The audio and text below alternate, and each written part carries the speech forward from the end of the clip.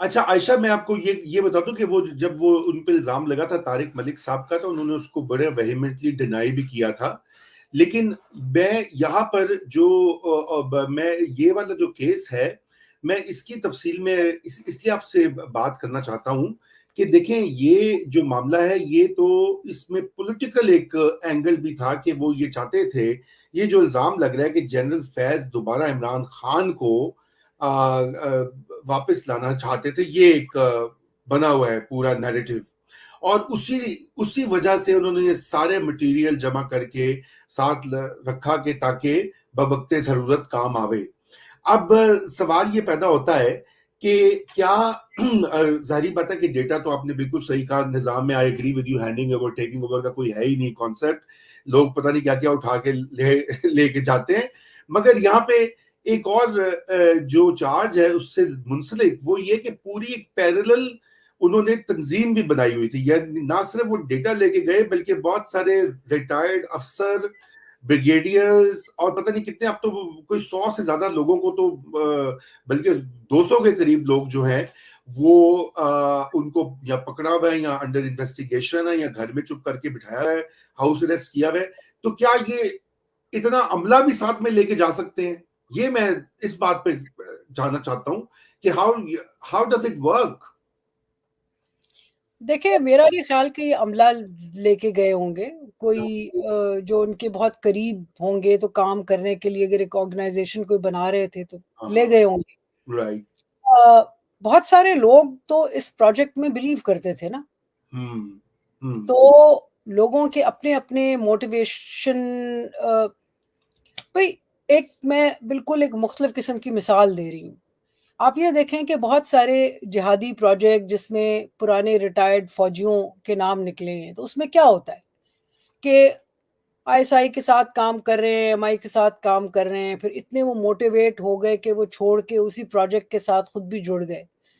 सो वो तो जिहादी प्रोजेक्ट है, ये सियासी प्रोजेक्ट जिसमें आप समझते हैं कि जी मुल्क का भला हो जाएगा, तो बहुत सारे लोग चले गए होंगे और हम जानते हैं कि जनरल तारिक खान, इस किस्म के और बहुत सारे जो बड़े-बड़े नाम हैं, इवन अली कुली खान, ये वो, ये सारे के सारे जो थे दे सिम्पैथेटिक, जनरल अमजद शुऐब, ये बहुत सारे लोग जो कि फ़ौज के साथ जुड़े हुए भी थे, सिम्पैथेटिक भी थे, इस प्रोजेक्ट पे आर्मी चीफ से अलग हो गए, क्योंकि इन्होंने यही सोचा कि भई हमारे मुल्क का ज़्यादा भला है अगर इमरान खान आ जाए।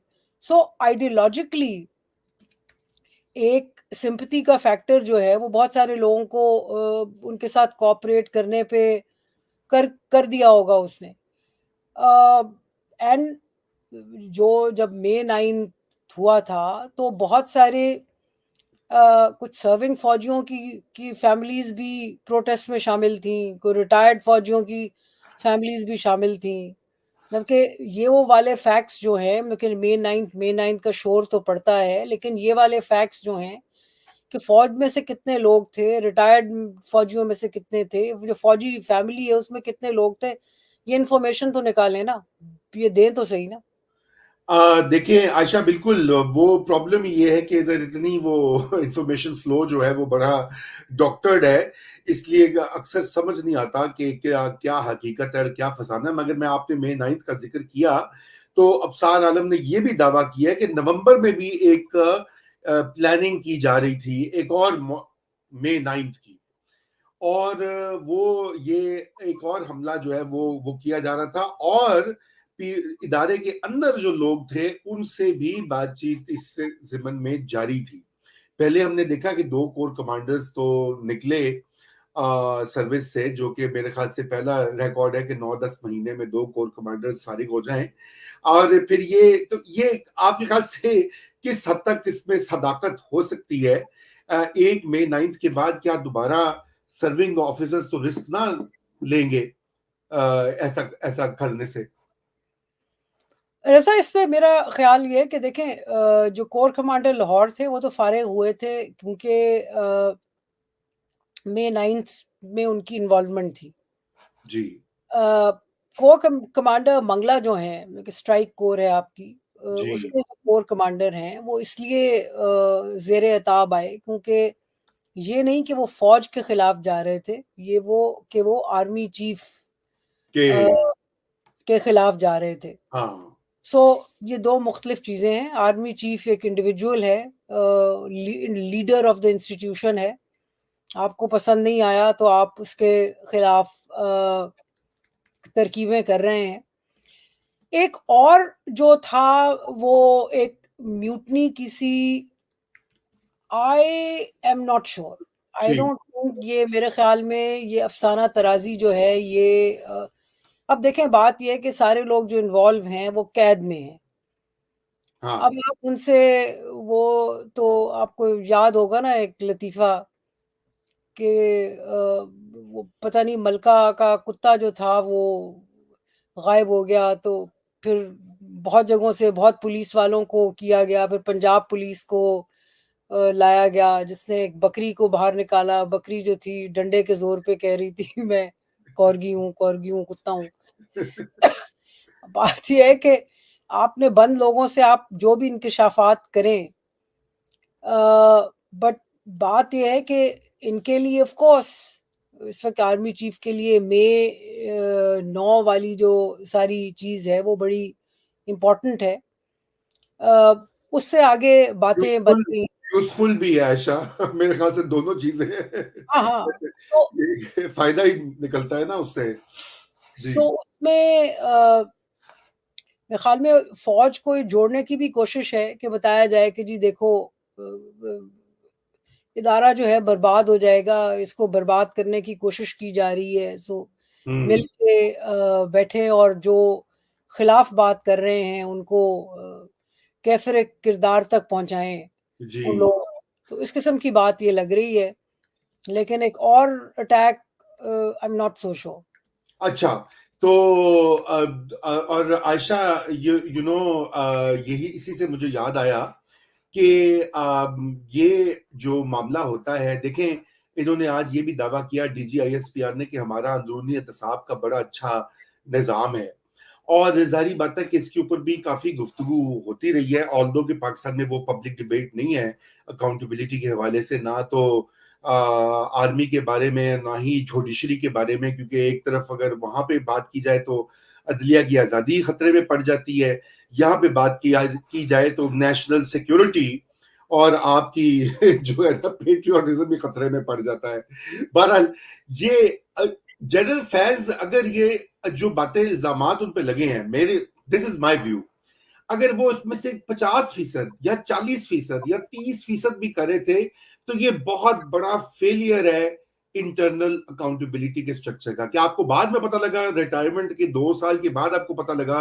कि जी वो फैज हमीद ये कर रहे थे और आपने पूरा केस बनाया भाई उस वक्त एमआईबी तो एक चीज होती है ना आयशा तो वो अगर रिपोर्ट्स दे रही थी या जो कि ऑफिसर्स के ऊपर रखते हैं कड़ी निगरानी होती है तो यहाँ भी मुझे थोड़ा सा ये क्लैरिटी आप से ये बताएं कि हाउ डज इट वर्क ये सिस्टम जो है और ये ऑब्वियसली इसमें कुछ मसाइल हैं ये फैज कोई एक ये तो एक सिम्टम है ना of the bigger problem MI के अलावा, मिलिट्री इंटेलिजेंस के अलावा इनके यहाँ फील्ड इंफॉर्मेशन यूनिट्स होते हैं एंड राइट एफआईयू बड़े जालिम होते हैं। राइट तो मैं आपको बड़ा एक दिलचस्प किस्सा सुनाना चाहती हूँ आपको अकाउंटेबिलिटी का, जहाँ कभी काम करती, कभी नहीं करती। हम्म तो बड़े सालों पहले की बात है कि जनरल जावेद आलम जो थे, उस वक़्त मेजर जनरल थे और डीजी एनालिसिस थे आईएसआई में। तो एक खाने पे मुलाकात हो गई, मैंने उनसे बात करने की कोशिश की, तो लगा कि वो बिल्कुल ही इंटरेस्टेड नहीं हैं और बल्कि उन्होंने कहा कि I don't think we should talk. तो मैंने किसी से एक बार पूछा, मैंने कहा यार ये बात ही नहीं कर रहा, क्योंकि मैं उनसे कौन-सा कोई राज़ उगलवा रही थी, जो पॉलिटिक्स है उसी पे गुफ्तगू करनी थी। तो उन्होंने कहा कि भाई इनकी लेफ्टिनेंट जनरल की प्रमोशन होने वाली है। हम्म So eyes are watching right and talking to you, he wouldn't want to take the risk. ठीक So इनका सिस्टम एक काम करता है, लेकिन हमें ये भी अंदाज़ा है कि ये सिस्टम अक्सर व बेशतर ये फेल भी हो जाता है। राइट। जहाँ फैज़ हमीद के केस में हुआ और बहुत सारे केसेस में हुआ। सो या वो जनरल अब्बासी जो थे, जो कि जिहाद करना चाह रहे थे और एक कू करना चाह रहे थे। हाँ। उस वक़्त बिल्कुल। उस वक़्त वो एक तरह से सिस्टम फ़ेल हुआ, लेकिन वो तो अगर वो जो जैसे वो आ रहे थे रास्ते में उनको इंटरसेप्ट ना किया जाता या कुछ इत्तला थी, वग़ैरह-वग़ैरह। सो देखें एक सिस्टम इनका चलता है बट विद लकूनाज़। राइट। लकूनाज़ हैं। सिस्टम ऑफ अकाउंटेबिलिटी एक स्ट्रक्चर्ड मिलिट्री है, एक हियरार्किकल है, एक ऑर्गेनाइज़्ड फ़ोर्स है और अ, अकाउंटेबिलिटी मैं इससे सहमत नहीं हूँ कि अकाउंटेबिलिटी का सिस्टम इनके यहाँ काम करता है क्योंकि इनके यहाँ फैज़ हमीद पहला और वाहिद बंदा नहीं है जिसने करप्शन की हो और बहुत सारे लोग हैं जो कि करते हैं। अ, अरबों मतलब कि जो डीएचए को रन करते हैं ये वो और होता ये है कि करप्शन भी हो रही होती है, बहुत सारी और चीज़ें हो रही होती हैं। एक दफ़ा आके कहीं गर्दन पे जो द वो जो the sword the guillotine falls तो उस वक़्त पता चलता है कि भई अच्छा फलाने ने गड़बड़ की। आप उस सिस्टम में रह के एक-दूसरे का हाथ कैसे पकड़ के चलते हैं, वग़ैरह-वग़ैरह। सो प्रोबेबली इनको बहुत शदीद ज़रूरत है कि सिस्टम की अकाउंटेबिलिटी और वो अकाउंटेबिलिटी आपके यहाँ आ नहीं सकती जब तक कि आप एक ओवरऑल अकाउंटेबिलिटी का सिस्टम जो है वो नहीं करेंगे।